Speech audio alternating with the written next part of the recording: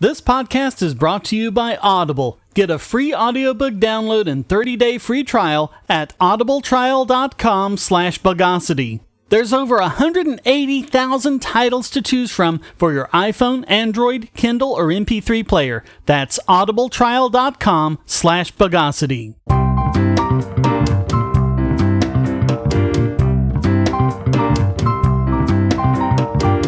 Welcome to the Bogosity Podcast for the 2nd of May 2016, the podcast that's run out of address space.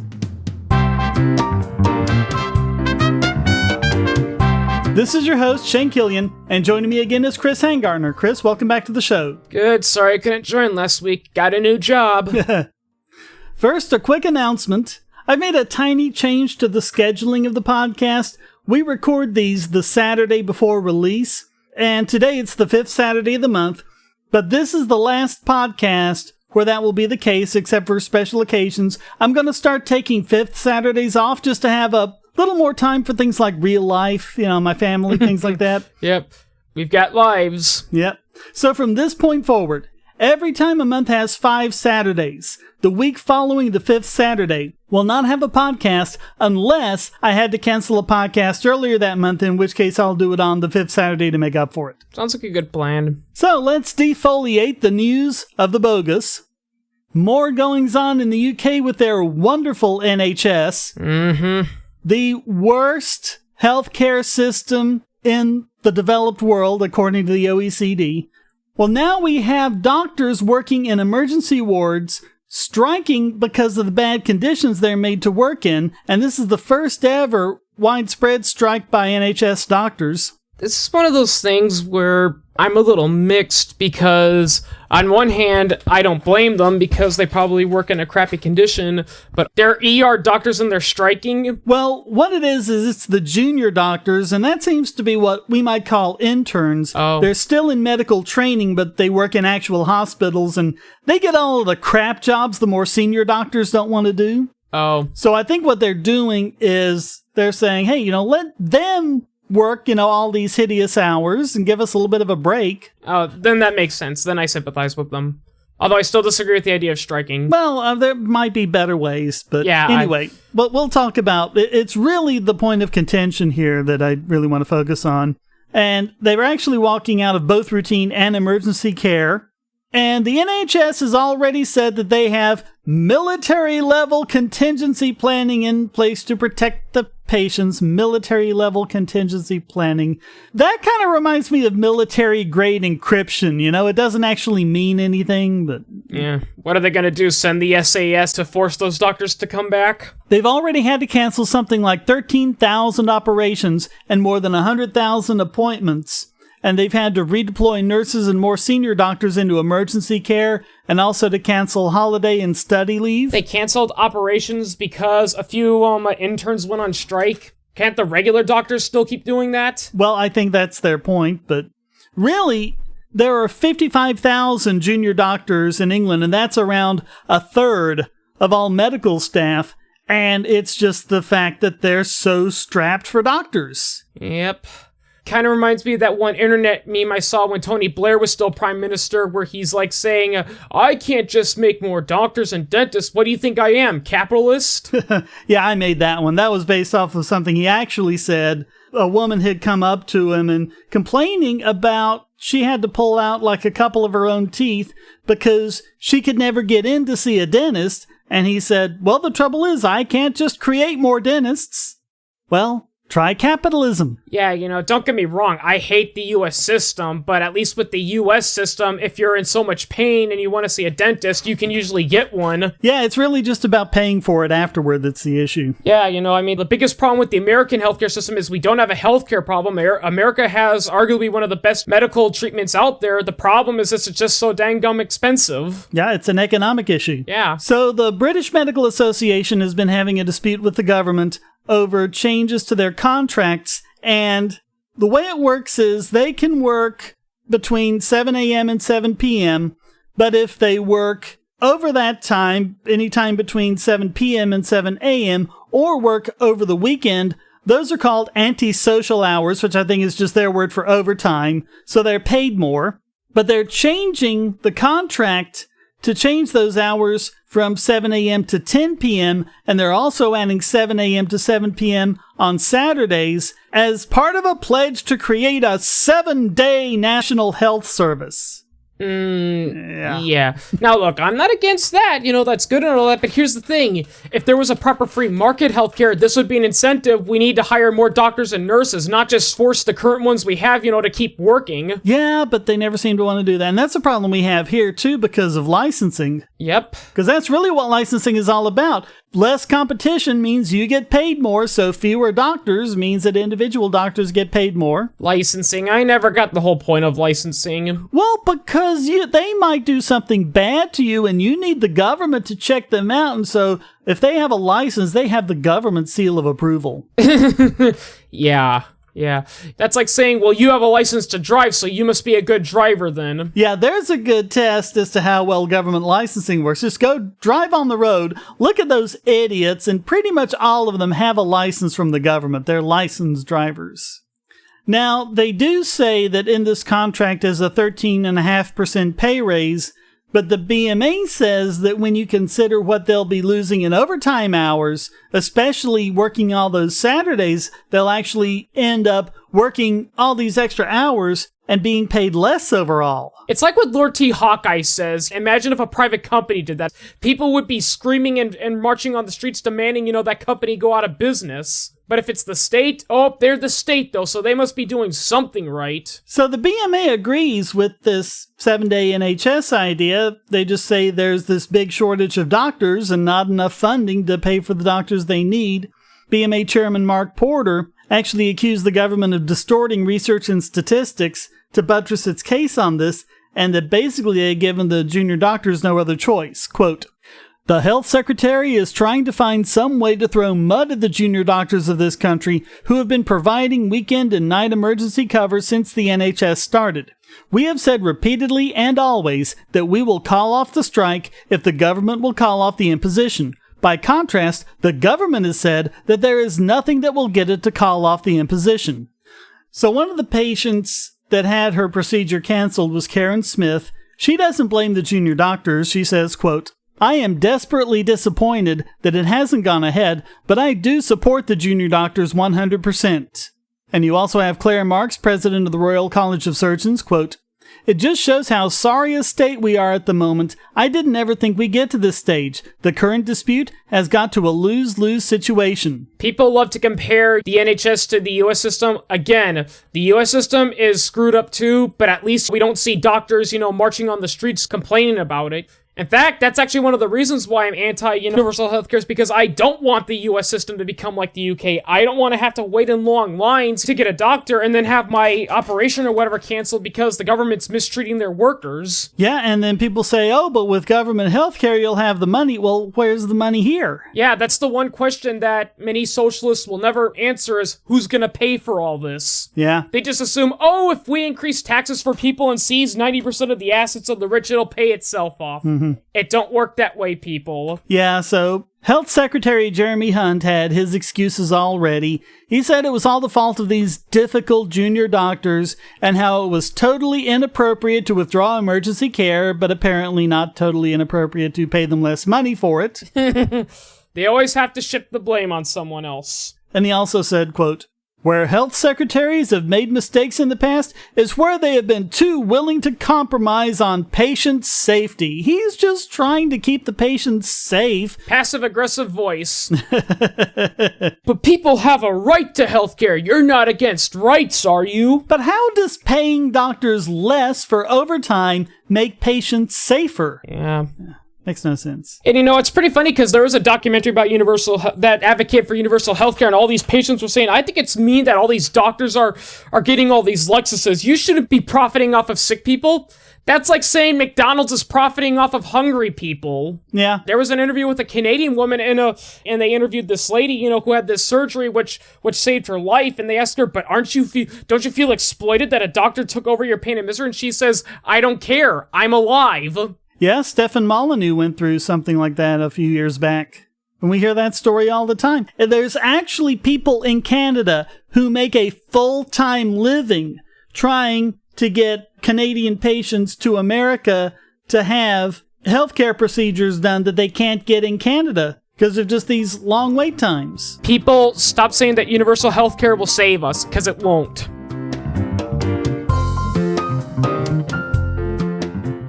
Say, if you're tired of the promos in this podcast, well, the patrons got it early and with no ads or promos. Just go to patreon.bogosity.tv and donate at any level.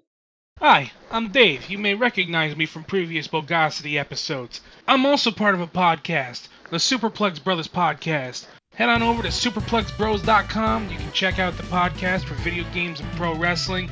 We also have news, reviews, and editorials and all kinds of stuff just to talk about video games and pro wrestling and everything else that comes in between.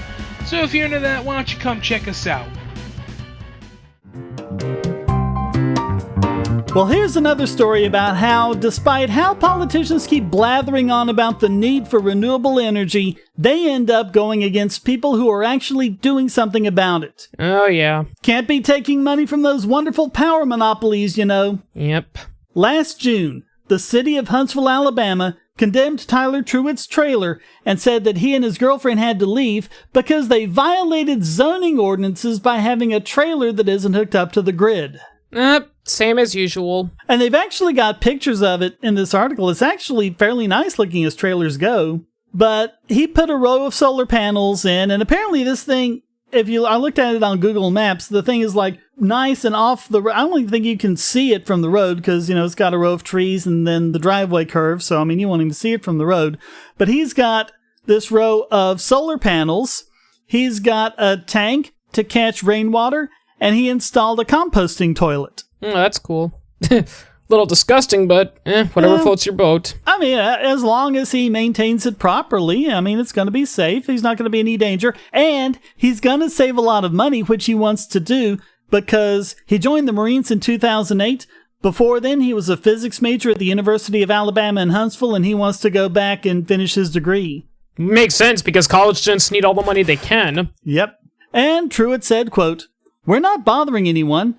I just wanted to have something that would be debt-free so that if I chose to go to school full-time, I wouldn't have to worry about any bills."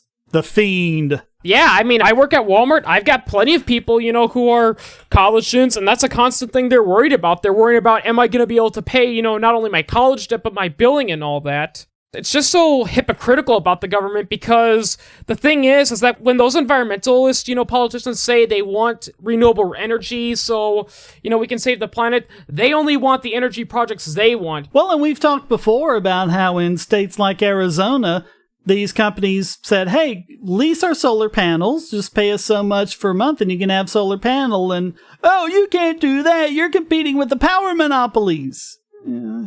Don't give me this crap about how you want. They want their subsidies for renewables. That's what they want. It's about their cronies. Yeah, they only want their projects and they want it to be a monopoly. Like, they want the one-size-fits-all. So they took him to court for a zoning violation. The zoning ordinance apparently says you can't have a trailer outside of a mobile home park. So you can't build what you want on your own property. Yep. And he's got like 2 or 3 acres or something like that. He's got, it's not like there's like, house.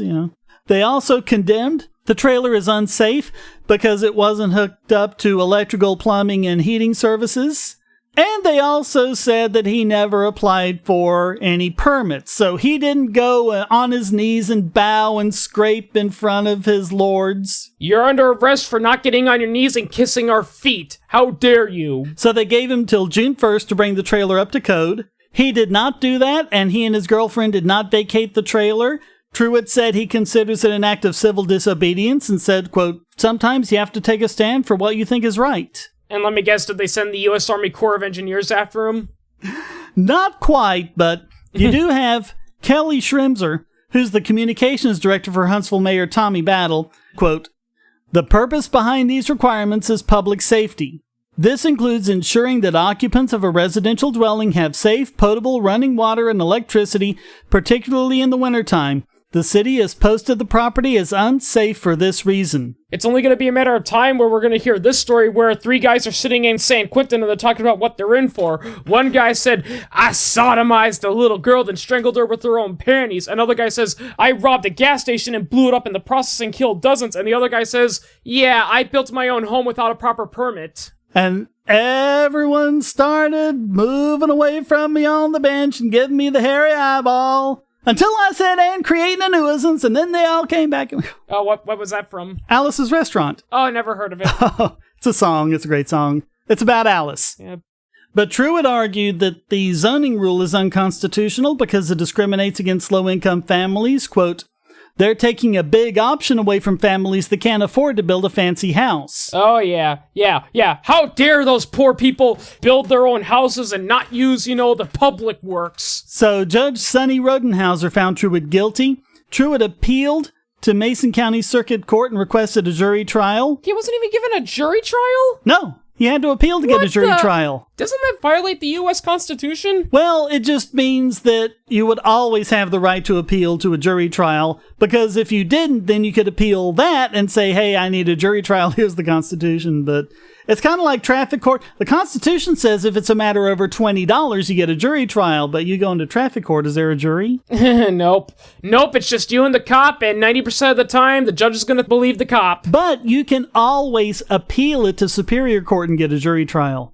So Schrimzer said, quote, we encourage green environmental living, and we request interested citizens to go through proper channels. Our departments stand ready and willing to guide them through the appropriate permitting process. So you have to go through the right ritual. You have to light votive candles and bow. Yep. You can't build a house until you sit down on the table while the federal government goes, gooba gaba, we accept you, one of us. Freaks. Love it. Yeah. So you have Huntsville Community Development Director Ken Benyon, who said that the building code violations wouldn't have been a problem in the rural area, quote, but in the city, it just doesn't fly. So it somehow matters when you cross over that imaginary line drawn on a map by politicians. Yeah.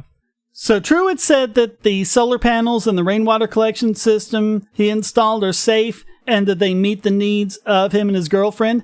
He has 6 window-sized solar panels, which he says generate enough electricity to power his TV, refrigerator, microwave oven, central heat pump, and fans. They also have a propane water heater and cook on a propane grill.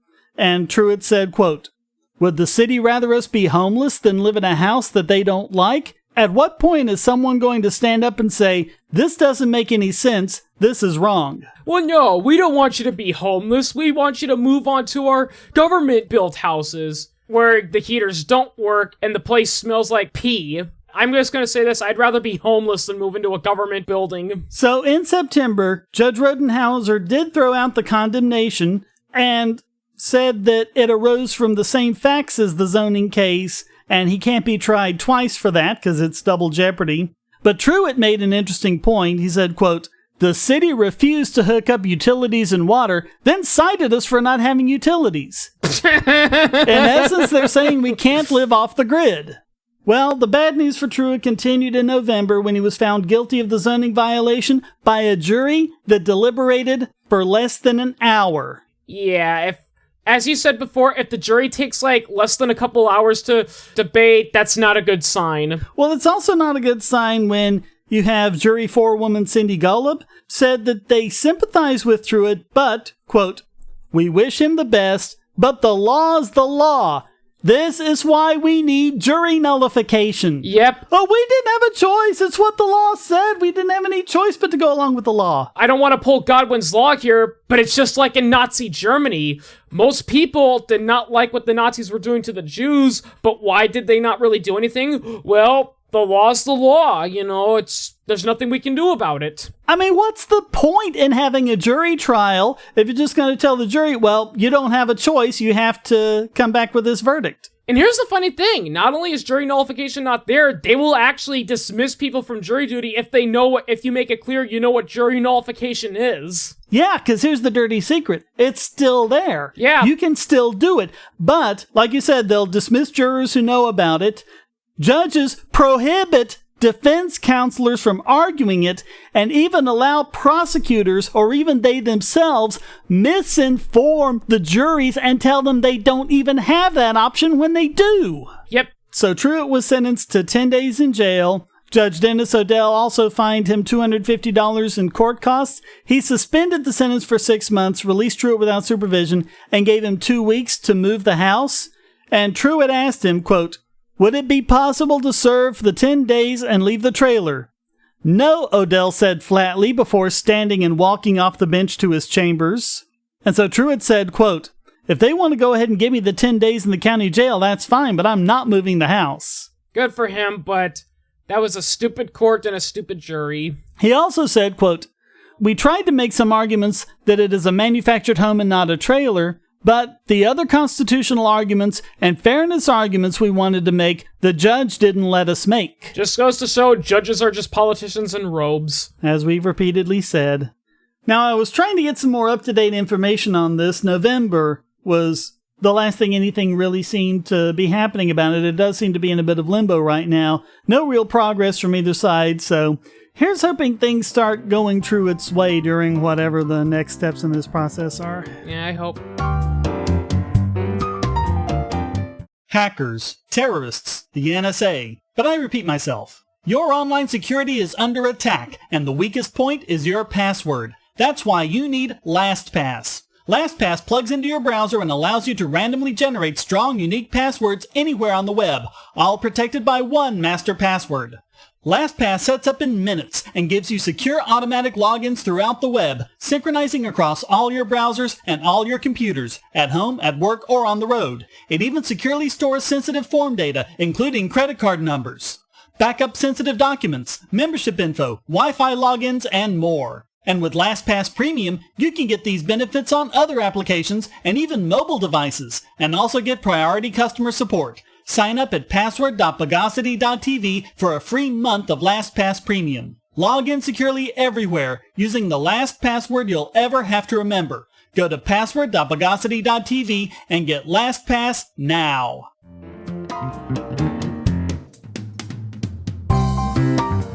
More news about the FBI cracking the iPhone of one of the San Bernardino shooters. We've covered this before about how they were spreading around a lot of Bogosity, apparently to try and get a nice court precedent saying that they can force companies to write hacking tools and decrypt devices, which is what Apple was resisting. So when it looked like things weren't going the FBI's way, suddenly, oh, hey, here's another way in, what do you know? Because what they don't want is a precedent going against them.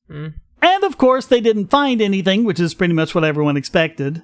So people are understandably wanting answers as to how they got in. Because that means there's an unpatched security hole in the iPhone 5C, there haven't been much in the way of answers so far, but Comey did basically say that they paid over $1.3 million to get it done.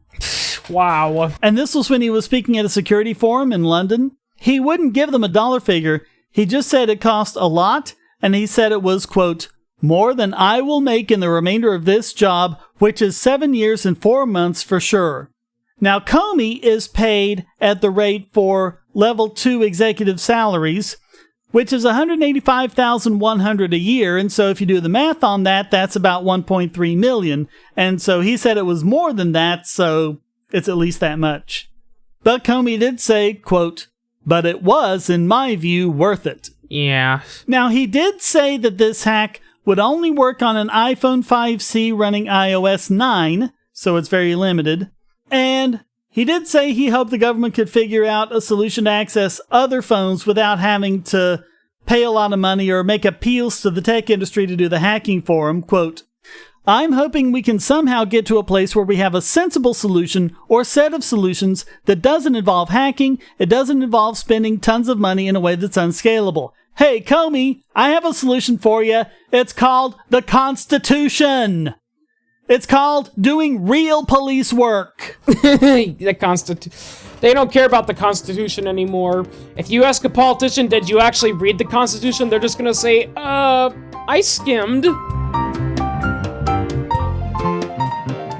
If you're on the Wi-Fi in a coffee shop or hotel, anyone on that network can get your traffic. Do you really trust all of those strangers? For that matter, do you really trust your ISP? A VPN can protect you from prying eyes, disguise your location, and even foil government censors. It's essential in this day and age, so go to vpn.bogosity.tv and you'll be taken to BoxPN. Starting at just $2.99 a month, you can get unlimited high-speed connections to VPN servers all over the world, and they don't log connections, so your privacy is assured. Traveling abroad, just VPN home, and don't worry about what those other governments are doing. Back at home, stop your ISP from traffic shaping and messing with the quality internet access you're paying good money for. You can connect from multiple machines at once, including your smartphone or tablet, and it supports all the secure standards, including OpenVPN and SSTP.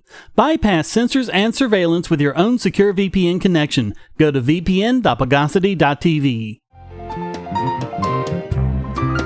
And now it's time to redirect this week's biggest Bogon emitter.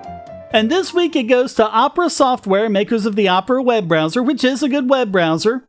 And recently they announced something amazing. They were adding a free VPN to their browser.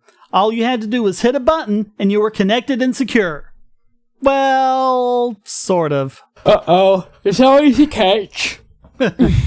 So what they say in their release is, quote, "We are the first major browser maker to integrate an unlimited and free VPN or virtual private network.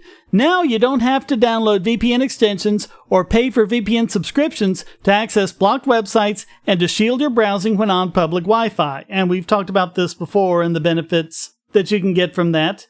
And they say, quote, "According to Global Web Index, more than 500 million people, 24% of the world's internet population, have tried or are currently using VPN services. Young people are leading the way when it comes to VPN usage, with almost a third of people between 16 and 34 having used a VPN." Now, let's stop for a minute and just review what it is we're talking about. A VPN is where your computer connects to a server out there somewhere, and all your traffic gets encrypted to that server, and then it becomes decrypted and goes the rest of the way towards the website. So it's not a secure encrypted connection to the website, it's just, the first mile as they call it. But it does mean that if you're in the coffee shop or whatever, no one else can snoop on what you're doing. You can use it to get around geo restrictions or government censorships or anything like that. Now, there is one problem with doing it that way. It's possible, although the software is usually pretty good, it's possible for something to leak out, because the way it works is a VPN makes a virtual network device, and that's what the traffic goes out. Your real network device is still there. It's possible for something to end up slipping out through the real device and go through unencrypted. It's better to have a VPN on a specialized kind of hardware. A lot of consumer routers, the router that you have going to your internet access, a lot of those allow you to put your VPN login in there. And there's also specialized hardware that you can take around with you, and you just plug your computer into that, and that gets you on through the VPN. So that's the absolute best way to do it without leakage. One of the ways that's just kind of a little stopgap way that isn't anywhere near as good as either of those is a proxy. And the way a proxy works is you configure your browser to go to the proxy, and it's just HTTP traffic, but it'll go through the proxy and it'll be encrypted, and again, it's that first leg. But a lot of other stuff isn't encrypted.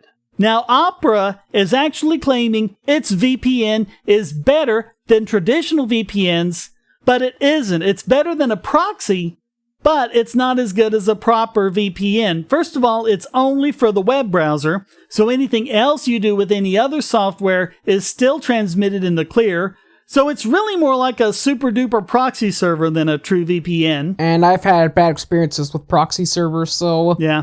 Second, it doesn't even catch everything your browser is doing. A lot of websites use a technology called WebRTC, and that'll just go right around that. Many browser add-ons might also go around it as well. It's also unclear if they're capturing DNS lookups. If they're not, it means all this metadata about what websites you're browsing is still leaking out. So from what I'm getting, the problem with these guys is that it's good that they're offering security, but they're lying to their customers by saying we've got the best in the world, when in real life they're only slightly better. Yeah. I mean, there's certainly nothing wrong with the technology they've implemented. You just need to understand its limitations. If you just want something more secure than a proxy server, this is great, but it does not have the full security and privacy of a proper VPN. And the problem with that kind of mentality is that if you're so sure that your product's going to work, you're going to let something slip because you're not going to be paying attention. Yeah. It's been said many times, many ways. A false sense of security is worse than no security at all. Yeah, like that one guy who had that, insurance protection and all that it was to protect your identity, and he would advertise by showing his social security number on his commercials, and apparently he got his identity stolen a couple times. Yep.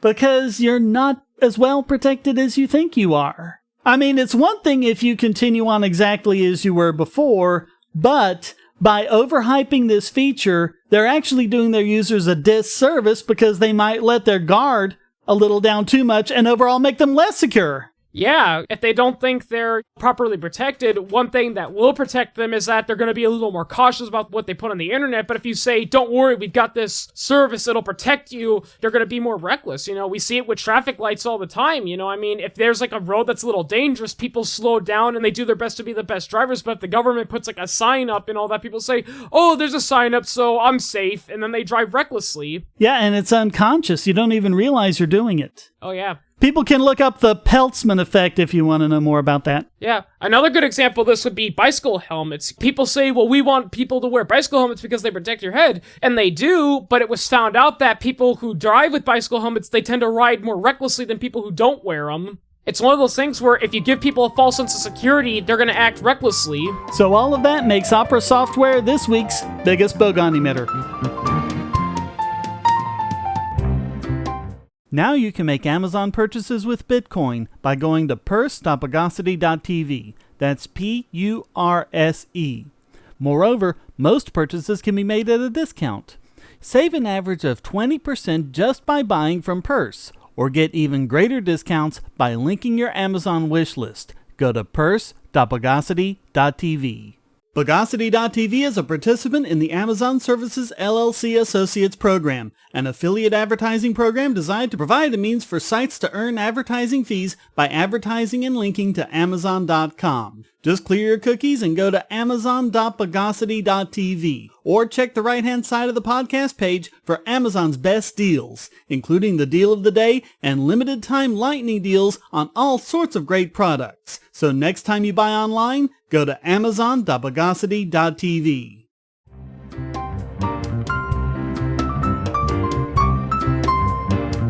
And now let's invalidate the checksum of this week's Idiot Extraordinaire!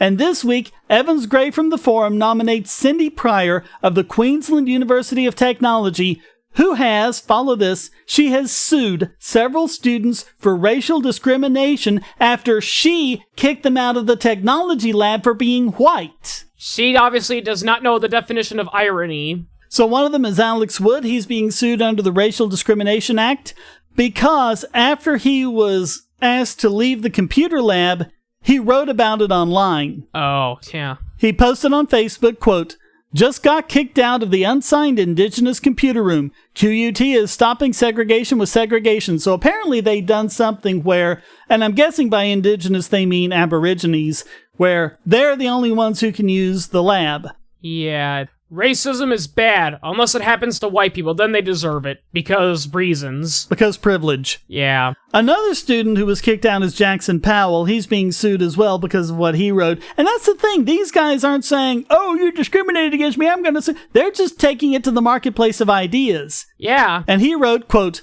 "I wonder where the white supremacist lab is." Oh, yeah. Yeah, it's one of those things, Again, I don't want to bring up Godwin's Law, but if you take these rules, that forbid people, and then you say, we're going to do it to Jews, and it sounds like something the Nazis would do, you probably should be rethinking your ideas. Yeah. And then the third student is Callum Thwaites, and he was accused of writing a post where he used the N-word. They've censored it. I'm assuming it's the same N-word against Aborigines that we use here against blacks. Yeah. I don't know about Australian slang or anything like that, but it probably is. And here's the thing about the N-word. A lot of people like to say, oh, they said the N-word, he must be racist. Most of the time when I hear it, it's either used as a joke or as a greeting. It no longer has that same, insult that it used to have. Well, and that's what should happen to it. That's the way to take away its power. Yeah. But if you keep getting all bent out of shape about people using it, that's never going to happen. It's like what happened in my high school when we had the ban the R-word movement, which is retard, and I got in trouble because I protested it. I just sent the letter saying, I think, I understand what you're doing, but it's wrong. Here's the thing. If people are saying retarded over and over again, and it starts to mean something else, it loses its offensive power over you. Same thing with the word faggot. If you use it over and over again for different meanings, eventually it's going to lose its power. Well, I say the whole thing's a bunch of humbug. Now, 200 years ago, humbug was not a nice word to use. Yeah. That would be very offensive if you called someone a humbug. But now it's kind of cute. Yeah, people like to laugh, when Mr. Scrooge goes, Mr. Scrooge is just going around calling everything a humbug. 200 years ago, if you said, Christmas is a humbug, people would have gasped and said, oh my God, sir, what is wrong with you? Yeah. And notice that's how Fred reacts in the book. Yeah. He was like, Christmas, a humbug, And now you can buy, Santa hats that say bah humbug, and people wear them and go, oh, it's so funny. Because it's had its power taken away. Yeah, another good example, now it still happens in Europe, but in America, we sometimes call people who overreact a spaz. That used to be an offensive term for a person with multiple sclerosis and cerebral palsy. Now it's still offensive in England, but I don't know why, but here, it doesn't mean that anymore. It just means if I call you a spaz, I'm not saying you're a retarded guy with cerebral palsy. I'm saying you're a dork, a dweeb. Yep, or you're overreacting. It's the same thing that happens with the N-word. It's funny because people like to say, yeah, but I heard him use the N-word. My question will be, yeah, but in what context? If he says, he's a dirty little N-word, we should burn them all, then yeah, I could see your point, but if he's just saying, hey there, N-word, like that, it's like, I don't know what the problem is. So anyway, he's accused of making this post using the N-word, even though he has a whole ton of evidence showing that he never did. That wasn't him at all. But Cindy Pryor is the one who asked them to leave the room, and she's the one who's suing them for making these posts on Facebook.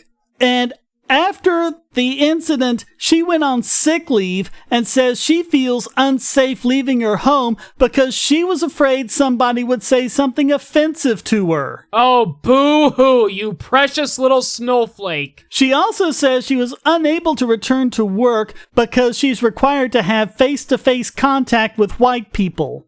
Again, irony. Had this been the other way around, had this been a white woman saying, I don't feel comfortable looking face to face with black people, she'd be fired and blacklisted from teaching. And she wants hundreds of thousands of dollars in damages from these guys.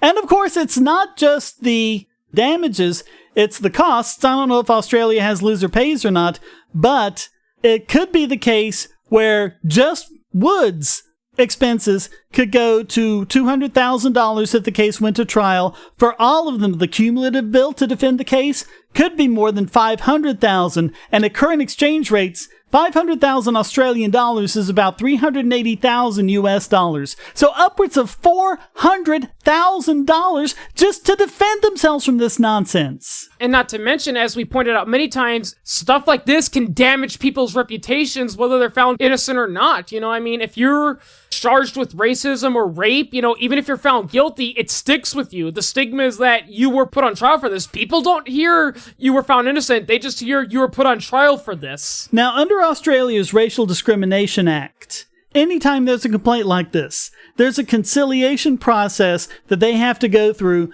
before federal action can be launched. According to the Human Rights Commission, more than half of all Section 18C cases, which is what this is, have been resolved at that level. But the students are complaining that they were kept in the dark about all of this and deprived of their opportunity to go through this and have the matter thrown out. They weren't even made aware that the complaint existed until days before a final conference with the commission, despite the fact that it had already been underway for 12 months. Jesus Christ, people. It's, stuff like this really ticks me off, It's sad that the social justice plague is spreading to other countries too, I thought colleges were supposed to be a place where you hear new ideas, whether they're good or not. But no, now it's reaching the point where it's, oh my god, he said something I disagree with. Quickly, everyone, run to the space base and grab your cookies and emergency blankets. Yeah, he used a pronoun that was masculine-centric in a case where the gender was ambiguous. Let's run! Kind of reminds me of that one South Park episode where Sharon's, complaining about how PC South Park's become. It's like, look, ever since you've become PC, all you've been doing is waiting for someone to say something offensive so you can criticize them regardless of what he or she said. And then he replies, he or she is a derogatory word that discriminates against agender-neutral people. You're a bigot. God loves South Park. Lady, learn the definition of irony. All of that has to make Cindy Pryor this week's Idiot Extraordinaire.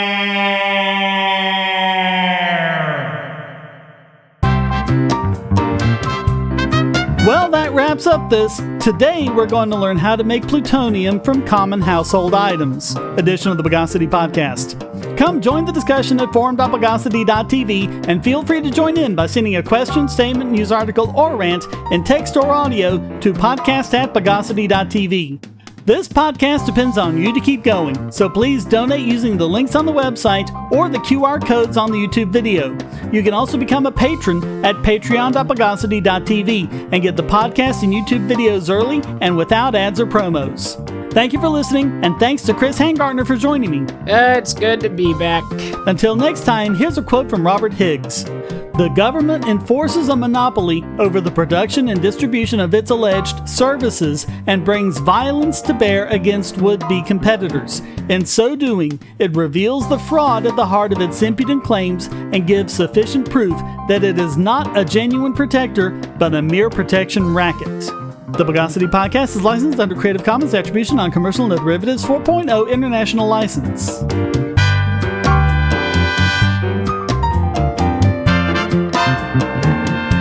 Bogosity.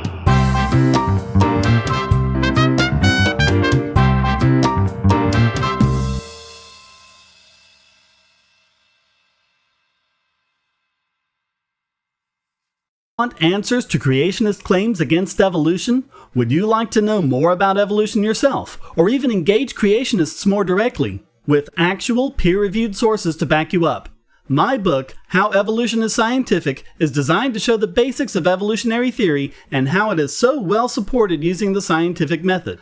It's impeccably sourced, with references to the actual scientific material, and is arranged using the creationists' own criteria of what is scientific. Using their own arguments against them, see how evolution is scientific, but creationism is not, based on observations, accurate predictions, logic, and evidence. Get answers to common creationist claims, and even a primer on abiogenesis, the start of all life. It's all in my book, How Evolution is Scientific, available at Amazon and on Kindle, EPUB, and PDF as well.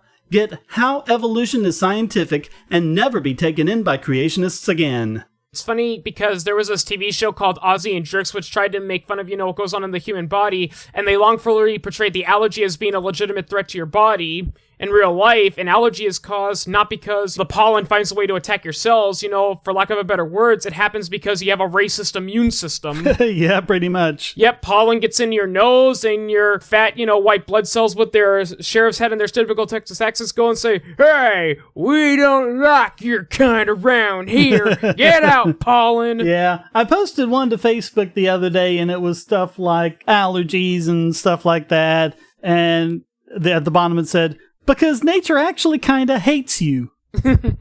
Yeah, your immune system hates you. There's actually an interesting study which says that allergies on the increase might be a result of our overprotective society because we're spraying, these cleaning chemicals everywhere. The result is that we wipe out 99% of the germs, but the problem is that our immune system doesn't get, that little exercise it does, so when a foreign body enters our system, even if it's harmless or doesn't do much harm, they treat it like a legitimate threat. Yeah, and the worst thing you can do is make a sterile environment for kids. Yep. Where they're still building up that immune system. You can mess them up for life. Yep, it's actually been shown that children, who grow up on farms and, play outside and all that, they're far less likely to have allergies and they have fewer sick days at school than normal students.